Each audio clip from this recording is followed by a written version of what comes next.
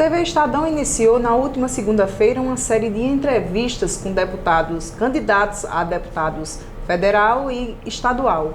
Hoje é o dia da entrevista, quinta-feira é o dia da entrevista com o Capitão Salles, ele que é um palmeirense que vai concorrer aí a uma cadeira na Câmara Federal. Boa noite, capitão. Boa noite, Grazi. Obrigado pelo convite. Me sinto lisonjeado de estar aqui para estar conversando com você, que nos acompanha a TV Estadão aqui pela internet. E já peço, né? Siga o canal, acompanhe, comente e interage aqui também nesse conteúdo. Capitão, desde quando começou a surgir essa vontade de participar da política, né, de ser candidato? Grazi, acredite, eu sempre fui alguém que debatia, conversava sobre política. A política sempre esteve na pauta das minhas conversas, mas era sempre como alguém admirador, curioso, alguém que gostava de conversar sobre política. Mas nunca me vi como um protagonista, um agente de fato ativo na política. Mas ao curso dos anos, no decorrer dos anos, eu pude perceber que havia certas qualidades, certos atributos em mim que me impulsionavam para o cenário político.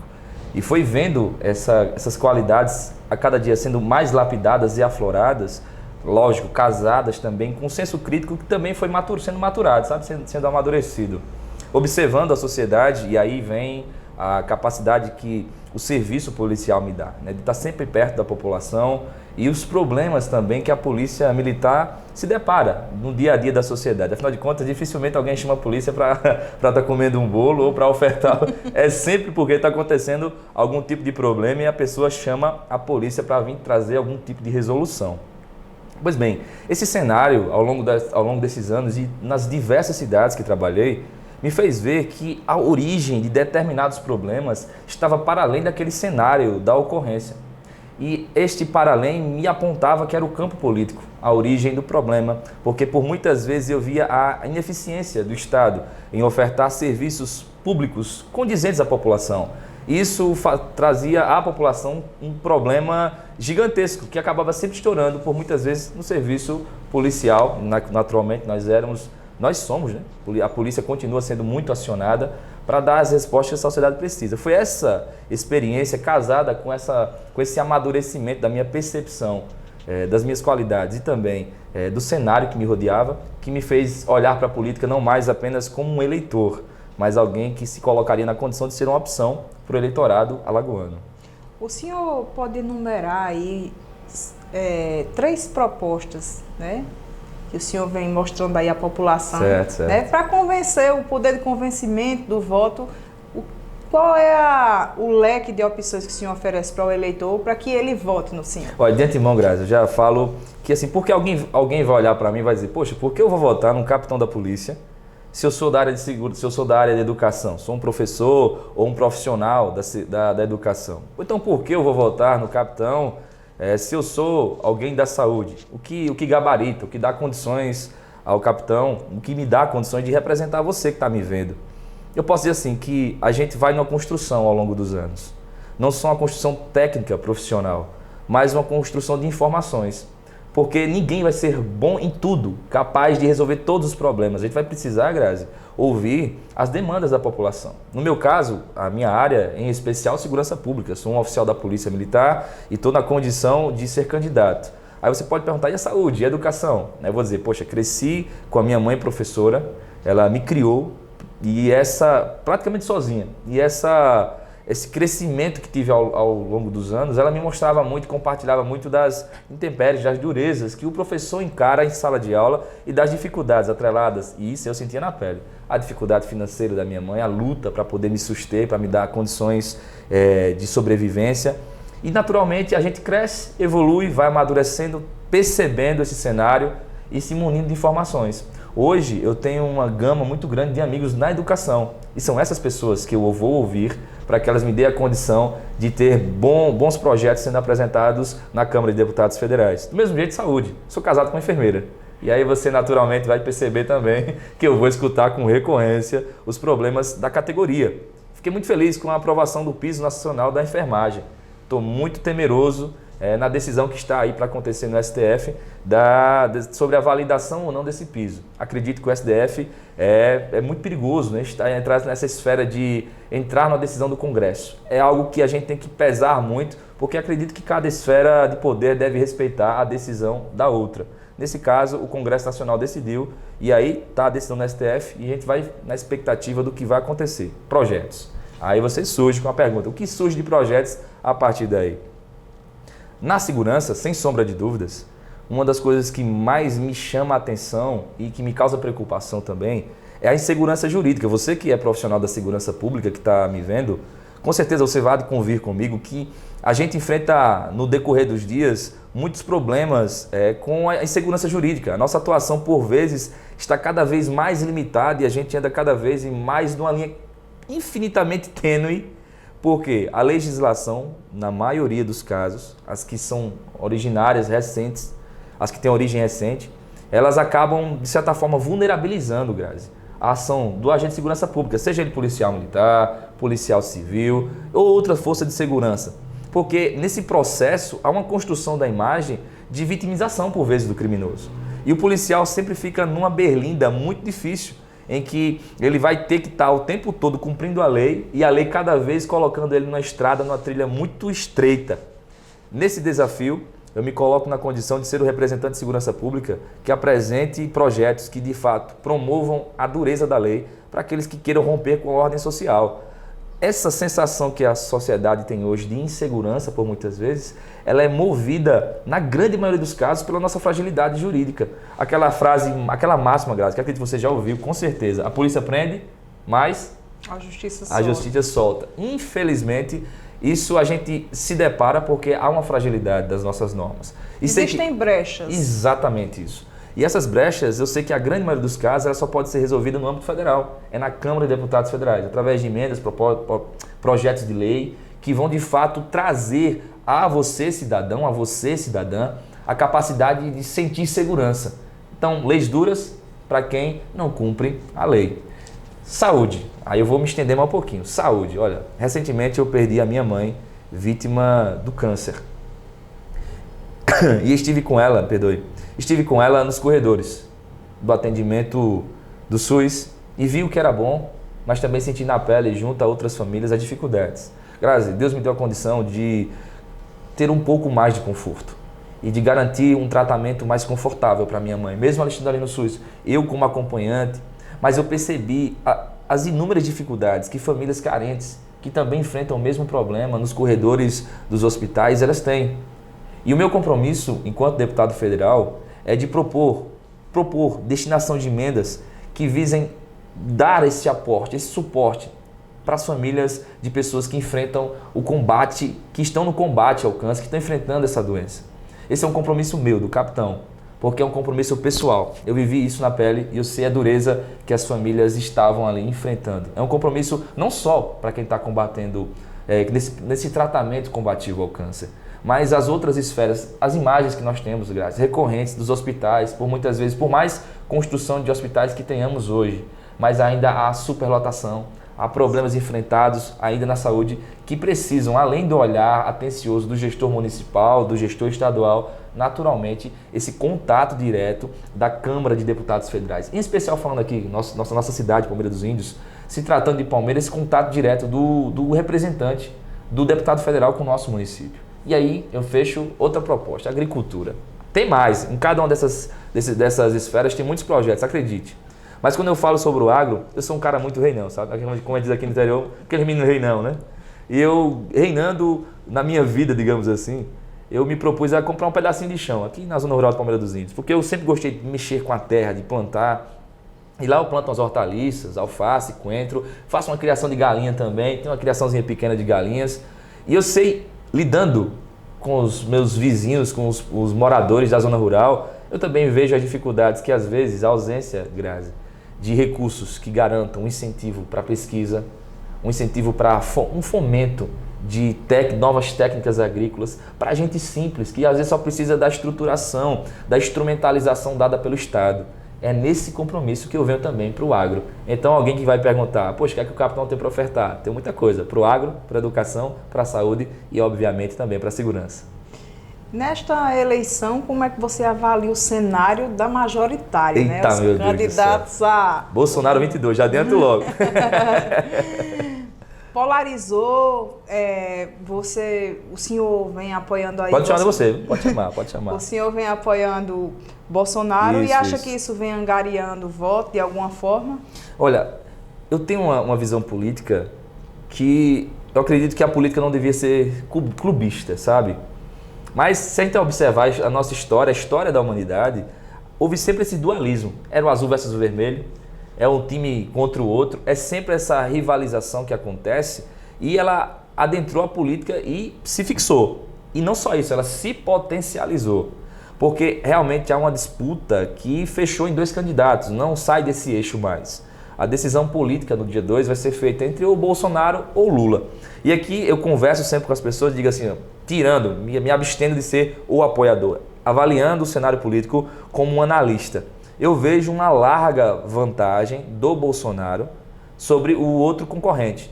Isso pelas propostas e pela governabilidade que foi dada nessa gestão do Bolsonaro, incluindo o enfrentamento à pior crise pandêmica que o mundo enfrentou. Então não foi só a doença que trouxe desolação, as perdas familiares, com pessoas entes queridas, eu perdi pessoas queridas durante a pandemia. Não foi só isso. Não foi apenas a perda, se é que a gente pode dizer apenas, porque é uma dor imensurável. Até hoje eu choro a perda dessas pessoas queridas. Mas o impacto também causado financeiramente, consequência dessa pandemia. E olha que, mesmo assim, sob a gestão do governo Bolsonaro, o Brasil conseguiu avançar. Nós temos números oficiais, e aí não é estimativa, não é especulação, números oficiais que apontam tudo o que o governo federal fez neste período. A violência diminuiu, menor índice de mortes, de homicídios desde 2011. O crescimento empresarial, apesar da crise econômica da pandemia. Olha, Grazi, o governo federal, com todo o incentivo que deu à pequena e média empresa, em 4 anos se abriu o mesmo número de empresas que se abriu nos 14 anos de governo do PT. Aí alguém pode dizer conversa de empresariado, que tem muito militante que gosta de falar sobre conversa de empresariado e nesse dualismo de patrão e chefe, onde na verdade só existe a criação de empregos no nosso país por causa da iniciativa privada. Essa ideia que alguns, a exemplo do outro lado lá, defende de um Estado cada vez maior, ele só faz inchar e trazer uma carga tributária imensa sobre mim e sobre você que está me vendo. Um Estado cada vez menor, mais leve, garante que o cidadão tenha a capacidade de fato de compra, e essa capacidade de compra vem como? Oferta de emprego, porque eu vou trabalhar, vou receber e vou ter a capacidade de comprar. E essa geração de empregos, em grande parte no nosso país, ela é fruto da iniciativa privada, então ela tem que ser estimulada. Descendo para o estado de Alagoas, vamos lá. Né, como é que você avalia o atual cenário, né, político aqui? Também, na minha visão, tem aí polarizado também. Né, entre o candidato apoiador de Bolsonaro e o do PT. Certo. Alguns vêm aí divulgando que está na frente, a briga agora é pelo segundo lugar. Verdade. Em um possível segundo turno. Então, como é que você avalia essa situação? Olha, eu avalio pela seguinte perspectiva.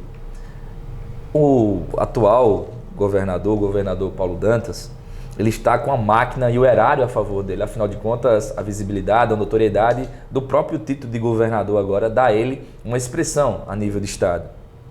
Contra ele, um ex-presidente da República que foi impeachmentado, que foi também governador do Estado, mas que, cumprindo os seus 8 anos ali de afastamento, de inelegibilidade, voltou a ser senador do Estado e foi senador reeleito. Ou seja, há uma disputa política muito forte. Eu estou hoje no Partido Trabalhista Brasileiro, estou no PTB, e naturalmente o meu apoio vai ser canalizado ao governador Fernando Collor de Mello.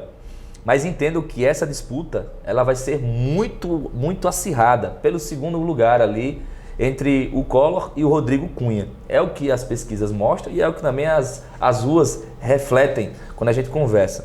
Então, há também um número que me chama muita atenção nas pesquisas, o número de indecisos. O eleitorado alagoano, ele olha para os candidatos e ainda há indecisão. Então, tudo pode acontecer, inclusive até a mudança do primeiro, daquilo que está estipulado nas pesquisas. Esse primeiro lugar pode mudar E aquilo que a gente está dizendo que é primeiro e segundo pode se reverter porque há um número muito grande de indecisos. E pelas estimativas dos analistas políticos, esses indecisos eles decidem um voto, eles batem um martelo nos últimos 3, 4 dias antes da campanha. Então daqui para lá os discursos vão se acirrar mais e a disputa tende a canalizar, para mim também, essa é a minha opinião, para a polarização. Eu, Capitão Salles, diria hoje, se fosse dizer assim, dê um chute. Qual é a sua aposta, qual é a sua indicação? Eu diria que o segundo turno vai ser entre o governador Paulo Dantas e Fernando Collor de Mello. Para você, assim, o senhor falou aí que muita coisa está ainda em jogo. Mas para o senhor, o que é que vem mais latente, que está em jogo neste momento? Nessa reta final da campanha? Liberdade, sabe? A gente pode, Grazi, ter pouco dinheiro na carteira. Né? A gente pode ter, às vezes, pouco recurso. Mas quando começam a cortar as nossas liberdades, a nossa liberdade ela está em jogo. E a liberdade, às vezes, ela não é, ou na grande maioria das vezes, quando se há uma parte ideológica fomentando o cerceamento da liberdade, ela não vem de uma lapada só, ela vem paulatinamente. Gradativamente as pessoas vão extraindo de você a sua capacidade de decidir. Gradativamente esses líderes, entre aspas, nefastos políticos, eles vão gradativamente retirando de você, utilizando-se do Estado, retirando de você a sua capacidade de decidir por você mesmo. Imprensando literalmente você na parede a ponto de chegar em dado momento que quem vai decidir por você é o Estado. E isso é um equívoco. Esse é um erro que eu sei que é defendido por muitos que estão aí se postulando, em especial suas falas arrotando, vociferando, ataques à liberdade. Esse que está aí, não vou nem citar o nome para não ter que dar direito de resposta, mas vocês sabem quem é. Ele, com certeza, faz ataques diretos à liberdade. E o que mais me espanta é ter gente que defende. Porque está na cara que haverá um cerceamento das nossas liberdades. O discurso está muito raivoso, o discurso está muito cheio de mágoa, cheio de ranço. Este ataque à liberdade, ele vem de diversas formas. Um deles é rompendo com a célula máter de uma sociedade, que é a família. Então, qual é a verdade que você carrega para a vida? O que o seu pai, sua mãe, aquilo que você absorveu de ensino, de formulação de caráter na sua casa. Quando você tira a autoridade do seu pai ou da sua mãe, ou relativiza isso, você está naturalmente desidratando essa autoridade familiar. Basta ver o que acontece aí, e não sou eu que estou dizendo. Uma simples pesquisa, você vai ver e vai ouvir as cenas e vai ouvir as falas que muitos têm contra a família. Certa feita, alguns dias atrás, eu novamente tive a chance de ver um vídeo em que um postulante lá, acho que era um palestrante de um determinado segmento de grupo político, ele falava, nós queremos acabar com a família. Sim, ele fala e enfaticamente diz, queremos. Isso é um ataque direto a mim e a você, a sua liberdade. Eu acho que num país democrático, num país que tem um regime democrático de direito, a gente vai sempre ser tangido pela voz majoritária da população. E é essa voz majoritária que deve conduzir, inclusive, os representantes políticos. Mas por muitas vezes essas vozes majoritárias estão sendo abafadas porque tem um ou outro que se torna muito barulhento e acaba cesseando a tua liberdade. Daí a grande sacada, olha, aí eu digo que é a grande sacada do Bolsonaro. Uma das fontes do direito, você que estuda direito, você vai convir comigo, que uma das fontes do direito são os costumes. Então, costumeiramente, a gente é conservador. Então, chega um cara que diz, poxa, eu tenho nada a ver, o cara rouba o tempo todo. Ele tem mais é que se fritar lá. Isso foi uma frase do Bolsonaro, que para muitos é grosseira, mas para a maioria da população que estava irritada com essa sensação de segurança promovida por aquilo que a gente falou há pouco, sobre a vulnerabilidade, a fragilidade das leis, alcançou um público. Porque Bolsonaro falou sobre um costume, falou sobre coisas que a população tem naturais. E aí a voz dele replicou-se em várias outras vozes. E aí veio o efeito reverso. Nas urnas, as pessoas queriam que a voz delas na presidência fosse pela voz de Bolsonaro. Majoritariamente ele foi eleito. E acredito muito, majoritariamente agora ele também vai mostrar a sua força nas urnas. O senhor tem apenas 36 anos e já é capitão da Polícia Militar.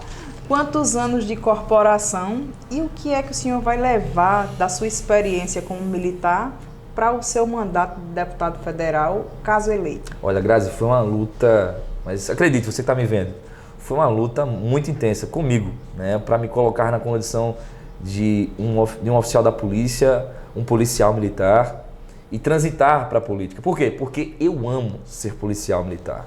É uma profissão que eu me sinto vocacionado a exercê-la. Eu estou na Polícia Militar por decisão direta minha, não foi ninguém que me empurrou, eu decidi ir para a Polícia Militar. E no curso de formação, eu percebi que eu nasci com digamos assim, aquele feeling, né? Aquele desejo. Eu utilizar uma palavra mais comum, mas talvez soasse mal para você, eu vou utilizar de outras palavras aqui. Aquela gana de estar defendendo a sociedade dentro de uma viatura policial. Me lembro a primeira vez que eu assumi uma ocorrência, que eu ouvi o giroflex, eu vi as luzes, eu ouvi a sirene, eu vi o giroflex, a adrenalina a mil, o coração a mil. Naquele dia eu percebi que eu tinha nascido com essa vocação, esse desejo, essa paixão, que me colocava muitas vezes num risco iminente de morte, mas que mesmo assim, passando pela morte, dando graças a Deus que passado pela morte, vinha um sentimento de recompensa por ter defendido a sociedade. E aí tá, na maioria das vezes ninguém sabe. O anonimato de uma viatura dá ao policial a sensação de dever cumprido, mas na maioria massacrante das vezes não será reconhecido por feitos que boa parte da população passa o dia, sai dia. Tem gente que gosta de escutar o noticiário pela manhã para ouvir as ocorrências e tem gente que não sabe nem o que aconteceu no dia seguinte no cenário policial da cidade. Mas saiba que tem policiais, homens e mulheres dignos, que estão lutando diuturnamente para garantir a segurança. Aí você pergunta, são quantos anos? São 16 anos de serviço policial militar. Entrei aos 19 anos, meu primeiro concurso, e descobri essa paixão. Aí a pergunta, poxa, se você é tão apaixonado por polícia, por que você está indo para a política? Por aquilo que eu falei há pouco. A percepção de que eu tenho que guerrear em outro flanco, eu tenho que guerrear em outro ambiente agora. E este espírito aguerrido, essa coragem que me motivava, essa gana, essa paixão que me colocava dentro de uma viatura policial, que me fazia vestir uma farda, adentrar a uma viatura e combater o crime, a confrontar a criminalidade, essa mesma gana me move a mudar agora o ambiente, a estar no ambiente político, não mais patrulhando, Grazi, numa viatura pelas ruas das cidades alagoanas, mas a estar transitando nos corredores da Câmara de Deputados Federais, nas comissões, buscando emendas, recursos, buscando de fato a destinação para que certos problemas que eu vivenciei enquanto policial, eu possa ser um agente transformador de realidades. Aí eu pergunto, qual é a grande frase minha para a política? Eu quero ser um agente transformador de realidades no ambiente político. Para mim, todo político, ele deve ser um agente transformador de realidades. O problema é quando o político ele se torna o representante de um grupo político, de um grupinho fechado. Ele vai representar apenas interesses particulares. E o político ele tem que representar os interesses coletivos de uma sociedade. Isso me incomodou. Eu não tenho ascendência política, eu não tenho ancestrais na política, na minha família. Eu venho com a vontade de alguém que entendeu que precisa fazer algo mais, e esse algo mais não é mais na Polícia Militar. Esse algo mais é no ambiente político. Por isso que eu estou me propondo à Câmara de Deputados Federais.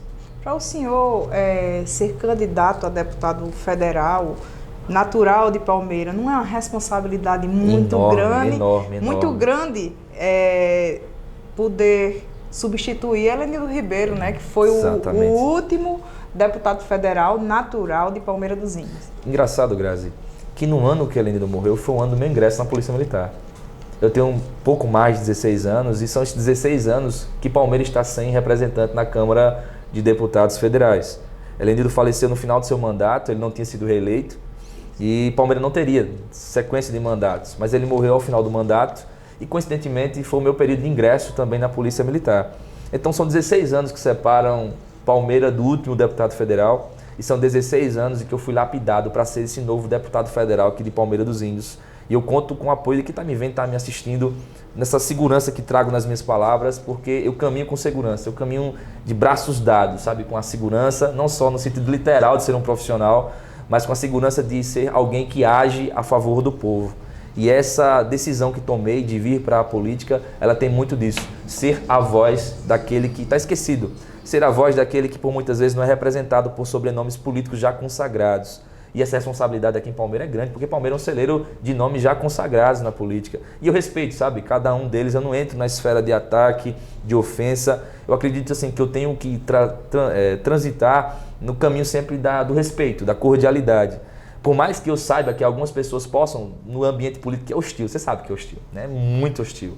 Por mais que eu saiba que as pessoas possam, em algum momento, à medida que se acirre, ou que se perca, ou que se tenha a certeza de que está havendo uma perca diante de mim, está perdendo alguma coisa, espaço, e possa surgir algum ataque, alguma ilação contra a minha pessoa, eu vou pretender sempre caminhar no caminho da retidão, do respeito.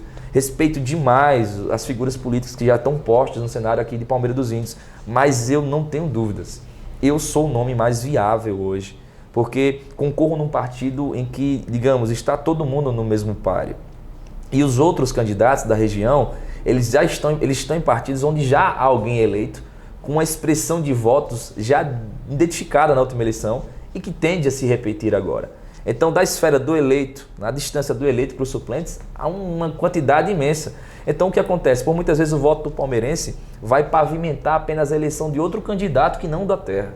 Então, a minha candidatura se torna a mais viável para Palmeira dos Índios e região. Falo região porque abraçarei, com os meus projetos políticos, as cidades que são aqui, que são próximas à Palmeira dos Índios, porque são cidades que vêm para a Palmeira dos Índios para ser atendidas, seja pela educação, pela saúde.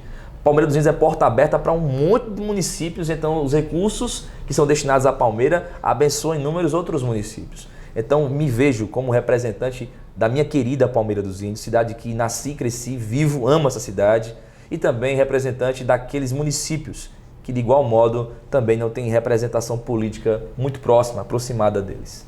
Capitão, hoje qual é a sua maior referência política e de vida? Tirando o Bolsonaro, a política, tá? Certo. Tirando o Bolsonaro da política? Isso. Sem sombra de dúvidas, muitos bons nomes no cenário político. Eu gosto muito de nomes que construíram história dentro do cenário político e fizeram uma passagem, pavimentaram boas trajetórias para outros políticos.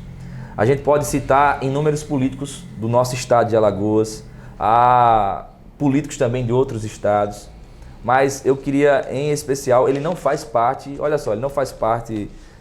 do meu partido hoje, mas eu vou citar ele como uma referência que tenho, porque é um discurso que me agrada, sabe? A forma como ele se expressa politicamente.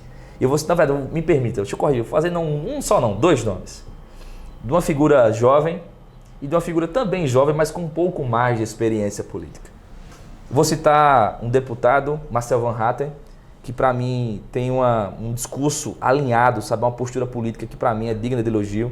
Ele está no Partido Novo, um partido que inclusive alguns dos seus representantes tiveram alguns atritos com o governo federal.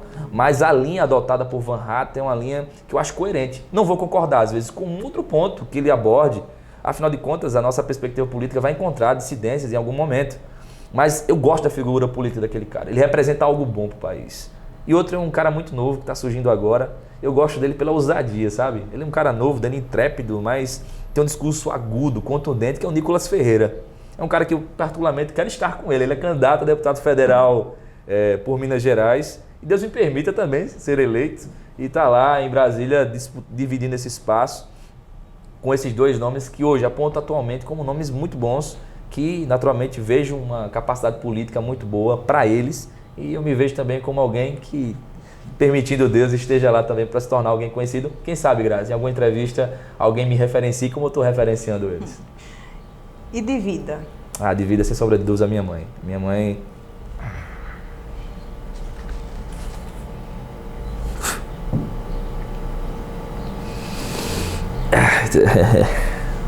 Dois meses que perdi. Ela foi mãe e pai, sabe? Passei os últimos dias com ela, colado nela. Vi a luta e é uma honra para falar da minha mãe para mim, sabe? Uma guerreira, uma heroína. Quando as pessoas perguntam o que é que você vai fazer em nome das mulheres, eu digo, se você soubesse o quanto eu amo a minha mãe, a representação que ela tem na minha vida. A guerra que uma mulher, mãe solteira, tinha se divorciado, mãe solteira, perdão, tinha se divorciado, encarou as lutas, as batalhas que eu vi ela vivenciar. E esse espírito aguerrido que eu tenho, sabe, de não desistir, de estar enfrentando os problemas da vida de frente, foi por muitas vezes ver essa guerreira. Deus a chamou para perto dele, porque tudo que eu queria agora era um abração dela, sabe? mas sei que também tive a chance de estar com ela. Ela é meu espelho de honestidade, de integridade, de retidão e de compromisso. Compromisso com projetos, com propósitos. A minha mãe me mostrou muitos propósitos que ela tinha na vida e que com muita raça ela conseguiu concluí-los, concretizá-los. Eu sou um deles. Dizia para mim o tempo todo, graças a Deus que eu criei um homem de bem. Uma vez eleito, qual é o primeiro projeto que o senhor vai apresentar? Para Alagoas, acredito que eu ouvi uma vez o José Maria Trindade falar algo que é uma escola, né? Porque a gente, como é muito... Como você é aspirante a um cargo, você vem no afã de propor muitas coisas. Mas eu digo a você, eu sou um cara que eu escuto muito quem tem mais experiência do que eu. Eu escuto porque assim, é uma garantia que eu tenho que eu não vou pisar em determinados trechos que estão esburacados ou que estão maquiados ali, são um buraco, uma armadilha, um calabouço para mim. E eu ouvi o José Maria Trindade falar algo do tipo, olha, para quem é eleito, o primeiro ano sempre é um primeiro ano de aprendizado, para você entender como funcionam as comissões, para você entender como vai ser a destinação de emendas, para que você possa de fato entender como é que funciona os bastidores, como os bastidores da Câmara de Deputados do Congresso funcionam. Mas sem sombra de dúvidas, a minha pretensão é apresentar projetos nas áreas que citei para você, de imediato, projetos que abençoem os profissionais de educação, aqueles profissionais que estão lá no campo trabalhando para garantir que o pão chegue à tua mesa, porque por mais que você seja rico, você que esteja me vendo, tenha bons recursos, se aquele homem simples do campo, aquela mulher simples do campo, não tiver lavoura, não chega comida na tua mesa. E por mais que você possa acumular riquezas, se não tiver alguém produzindo no campo, sua riqueza não vai valer nada, porque não vai ter comida e a fome assola, mesmo com riquezas. Por isso que a produção do campo é tão estimulada, deve ser tão estimulada, e eu também vou estar compromissado com o campo. E lógico, aqui a pasta que represento com mais, digamos, mais proximidade, que é a de segurança pública, apresentando projetos em especial. O primeiro que quero apresentar, Grazi, é promover a segurança jurídica para o agente de segurança pública do nosso país. Acho que isso é crucial para uma oferta de segurança pública com a população. Um projeto de lei que quero apresentar, que é o Código de Conduta Policial, ele vai garantir que não só o policial seja protegido, mas aquele que recebe o serviço do policial, que é o cidadão. Quando a gente garante que os dois atores envolvidos estão sendo beneficiados, a gente garante uma oferta de serviço público decente, condizente. Então quero abençoar com um projeto de lei a garantia de segurança jurídica para o policial militar, mas a garantia também de um serviço condizente à população.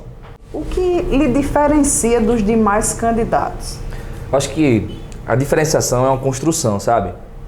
Que ela tem início, meio e continuidade. Não vou falar fim, continuidade. O meu início, ele formou em mim a percepção de mundo que me dá a condição de olhar o universo ao meu redor e trazer respostas diferentes. Então, naturalmente, a gente vai compreender que alguém que nasceu em uma casa simples, origem simples, com dificuldades, ele vai ter uma percepção de mundo de alguém que cresceu numa casa que tem condições financeiras, uma casa que as pessoas são ricas. As percepções são diferentes. Obviamente, você há de convir comigo e concordar comigo nisso.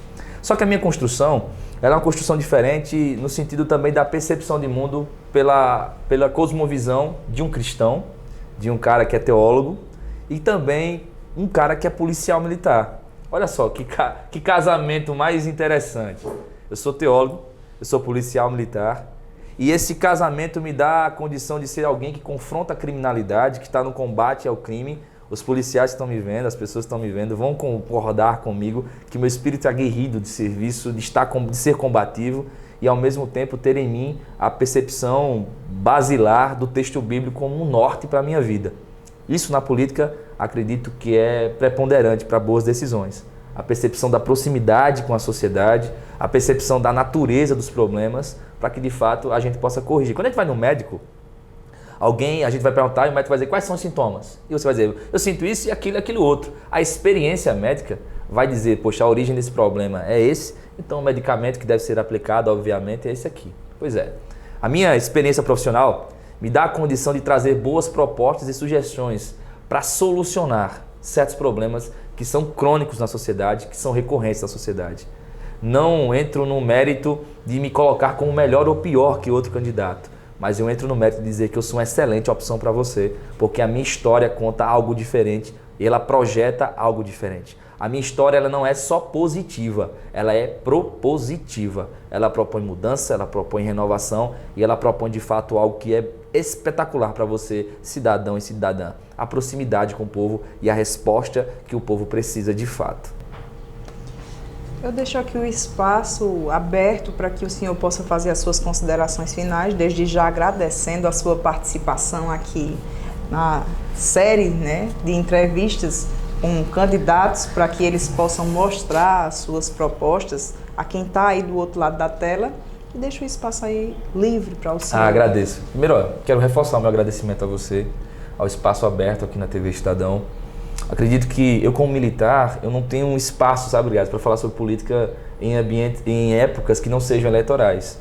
Porque eu sou vedado por lei e eu respeito demais a legislação. Então, eu evito manifestações político-partidárias em épocas não eleitorais. Eu só tenho esse período, que é um curto período de tempo, para apresentar a minha vida, me colocar à vitrine e apresentar as minhas propostas à população e pedir a Deus que eu seja compreendido naquilo que eu estou passando, naquilo que eu estou expressando à sociedade.